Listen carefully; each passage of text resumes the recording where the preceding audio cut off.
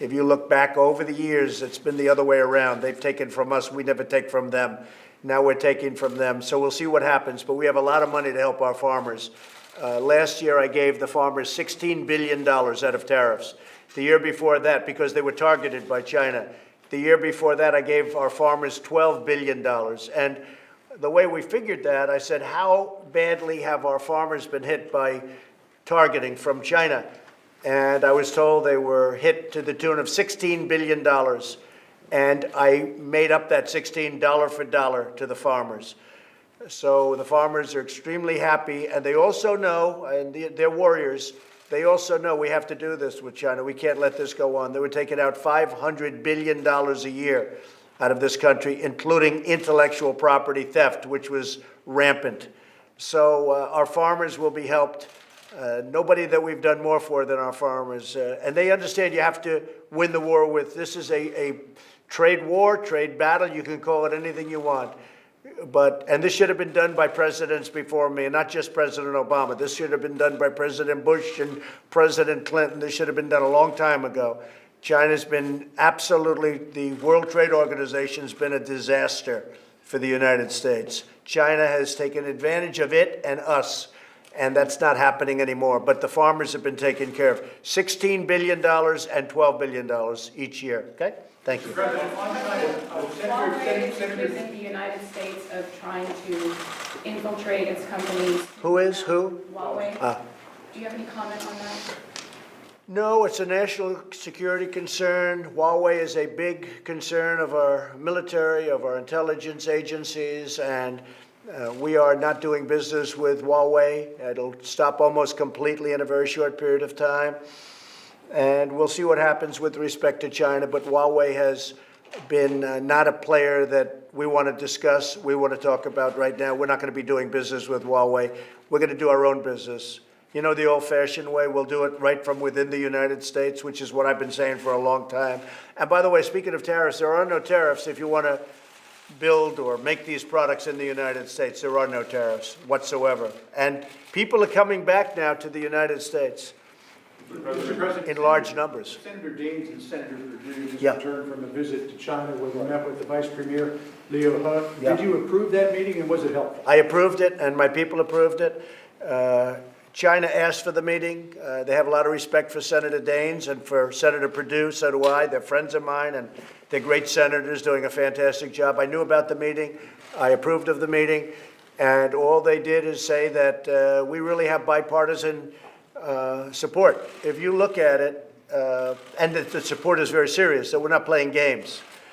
And that was the message that was given by Senator Perdue and Senator Daines. And it was given very strongly. They absolutely had my permission.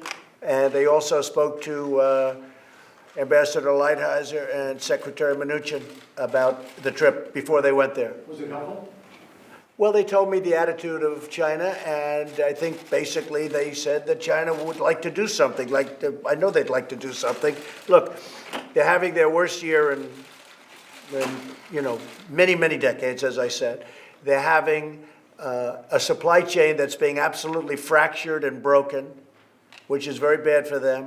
They've lost 3 million jobs, and the jobs are moving to Vietnam and other places, including the United States, by the way. Some people are just making the product here, but they're moving all over Asia and some here. And, if I were China, I'd want to make a deal. Can't tell you, but I want to make a deal. And I can tell you they do want to make a deal. We'll see if we can do a real deal, not a fake deal, like the fake media, a real deal, okay? What else? Do you plan to travel to the Bahamas? Do you plan to travel to the Bahamas? Well, it's, again, I guess you would call it a British protectorate, but I will do a lot. We just have a call. We're waiting for the call. They're having a lot of trouble with the telephones over there, as you can imagine, from the Prime Minister. And we're helping a lot. And the Admiral just said we're sending a lot of resources over there to help people on a humanitarian basis. But I would do that if we think it's appropriate. I would stop there, yeah. We know the actions that, I'm sorry. I was just going to say, John, Mr. President, we had the Prime Minister on board a Coast Guard aircraft with our Atlantic Forces commander, the Charge d'Affaires, the U.S. U.S. diplomat there, and many folks of the Bahamian government to get a site picture. Again, we couldn't access parts, but we're working very closely with the government Commonwealth of the Bahamas, sir, to help them understand the extent of the damage. Mr. President, They've got a situation in the Bahamas like few have seen before. It's a tough thing. we know the actions that Treasury took against the IRGC and Quds Force's oil deal that it was running, particularly with Syria. There is some thought that this may be part of a precursor to talks between you and President Rouhani. What's your thinking on that? Well, we're going to see what happens. They want to talk. They want to make a deal. Iran is not the same country it was 2.5 years ago. That I can tell you.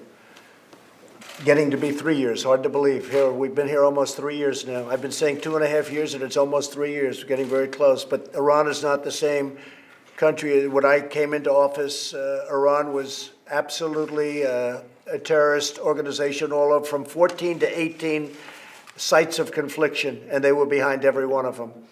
And now you're not hearing so much about that. We'll see what happens.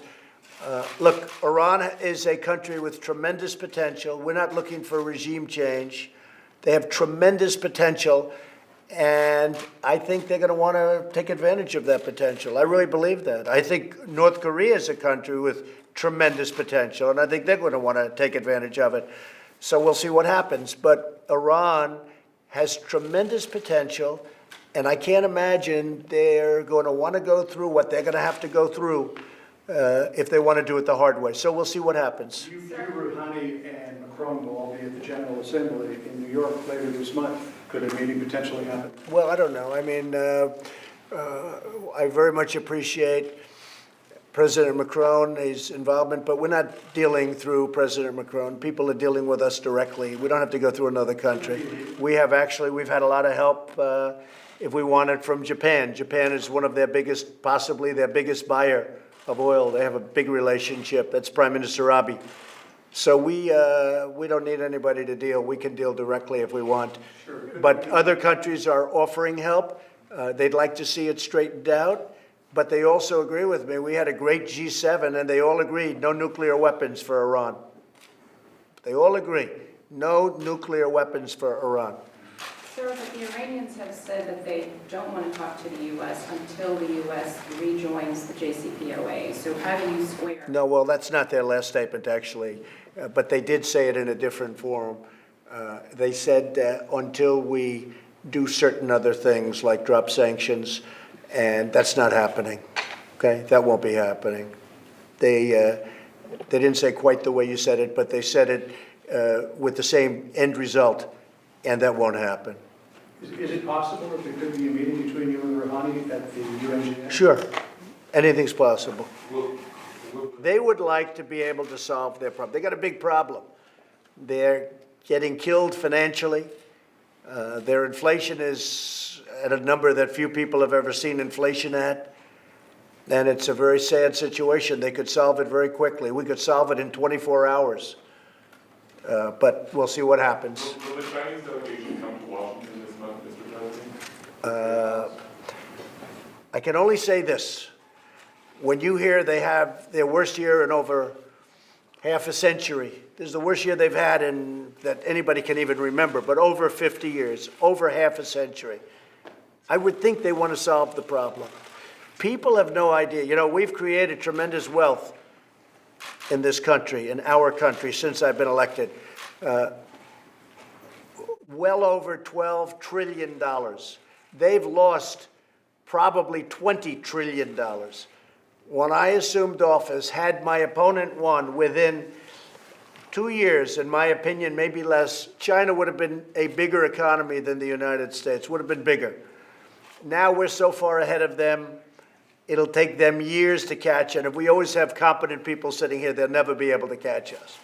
We have a springboard. It's amazing what's happened. And let me tell you, if I wanted to do nothing with China, my stock market, our stock market, would be 10,000 points higher than it is right now. But somebody had to do this. To me, this is much more important than the economy. Somebody had to do this. We had to do it with China. It had to be done. And I'm not even talking about purely economically. I'm talking about in other ways also. And it was out of control, and they were out of control. So we'll see what happens. If they want to make a deal, they'll make a deal. If they don't want to make a deal, that's fine. But I can tell you, they're having one of the worst, I guess the worst on record, and they want to make a deal. And if I were them, I'd want to make a deal too, but we'll see what happens. Okay? Anything else? The situation in London with Boris Johnson and Brexit. Well, Boris is a friend of mine, and he's going at it. There's no question about it. He's in there. I watched him this morning. He's in there fighting, and he knows how to win. Boris knows how to win. Don't worry about him. He's going to be okay. And he's also got, they have a big stake in the Bahamas. When you mention that, they have a very big stake in the Bahamas. So I know they have one ship that's on its way. Had a hard time getting there with the weather, but it's on its way, and they have a lot of people over there. So they have a big stake. Okay? What was the rationale for rolling back the regulations on energy-efficient light bulbs? On what? Energy-efficient light bulbs? We'll give you a report on that. We're doing a report on all of that, but there's a very good rationale when you hear it. And what's saved is not worth it. For the little they saved and what people were going through, it is not worth it. And price was another thing, okay? Same thing with cars. In California, they have a standard where the cars are going to have to be much more expensive and won't be as good. So we're giving an option to car companies to create a better car for less money, meaning less money to the consumer. So if the consumer can save $3,000 on a car and have a very energy efficient car, but not energy efficient so that the car doesn't work well, which is happening, we're giving them a tremendous option if they want the option. We're giving it to the consumer, but we're giving it to the car companies to pass along, and we'll see how that one works out. We're doing that. We're doing a lot of that.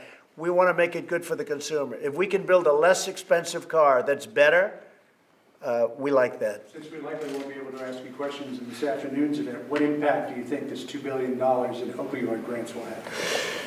So we've done a great job with drugs generally, but it's a tremendous worldwide problem. But we've done a very good job with opioids and getting fewer people to use them and prescribe them. And we're about 17% down from a little more than a year ago. That's a big number when you think 17%, but we're about 17% down. And one of the things we are doing is we're funding different projects where we come up with a painkiller that's not addictive. You have people go into a hospital with a broken arm. They come out, they're drug addicts after 3 days. The opioid stuff is bad. And when they get used to it, once they get hooked, it's a very hard thing to get off of. So we're down 17%. We're going to be doing a conference today, as you know, and we'll talk a little bit about it. But we've worked very, very hard on opioids and all of the problems that they're causing, tremendous problems, okay? Sir, your healthcare plan, sir. Okay? Thank you. Thank you, everybody.